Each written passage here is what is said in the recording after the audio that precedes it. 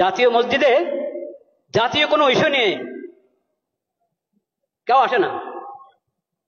জাতীয় মসজিদ, কিন্তু জাতীয় কোনো ইস্যু নিয়ে এখানে কোরআন সুন্নাহর আলোকে, শরীয়তের আলোকে এই বিষয়ে আমাদেরকে গাইড দেন, এই কথা বলার জন্য এখানে কেউ আসে না।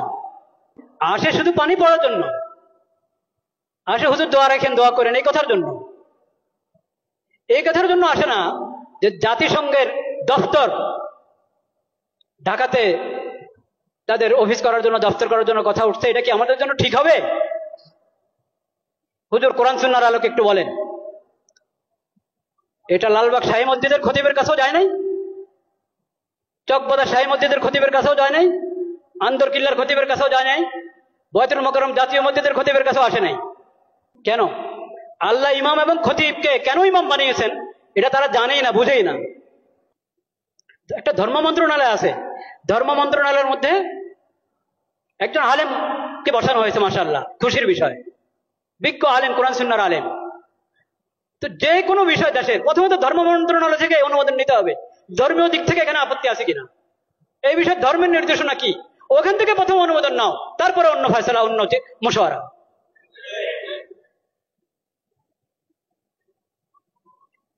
লজ্জা মরে যাওয়া উচিত বাংলাদেশিদের, যে তাদের কাছে কোরআন হাদিস থাকতে, নবীজির সিরত থাকতে, তাদেরকে মানবতা শিখাতে আসছে পশ্চিম দেশ থেকে। লজ্জা মরে যাওয়া উচিত।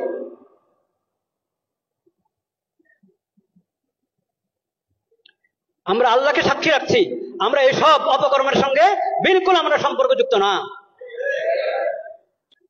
আল্লাহ সাক্ষী, আমরা এই ধরনের সমস্ত কর্মকাণ্ড থেকে সম্পর্কহীন। কাকে এখানে পাঠাবে জাতিসংঘের পক্ষ থেকে? আবাসিক সমন্বয়কারী। ওই আবাসিক সমন্বয়কারী কি জানেন? সমকামী।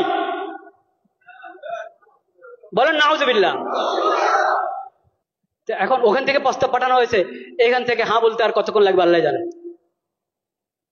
যদি বিবেক থাকে, যদি বর্তমান সরকার ভালোই তো করছিল, অনেক কাজ তো ভালোই করছিল, সুন্দর করছিল, এই শেষ সময় যদি নিজের ইজ্জত রেখে যেতে চায়, তাহলে তাদেরকে এই দপ্তর এর ফয়সালা উদ্রহ করতে হবে এবং এই ধরনের এই বিকৃত মস্তিষ্ক লোকদেরকে, বেহায়া বেলাদা লোকদেরকে এই দেশে আসার অনুমতি দেওয়া থেকে বিরত থাকতে হবে। শেষ সময় নির্বাচনের ঘোষণা করে এখন নিজের ইজ্জত নষ্ট করবেন আপনারা? এইসব হারাম কাজ অন্তর্বর্তীকালীন সরকার করক তাও হারাম, নির্বাচিত সরকার করক তাও হারাম, যেই করক এসব কাজ হারাম।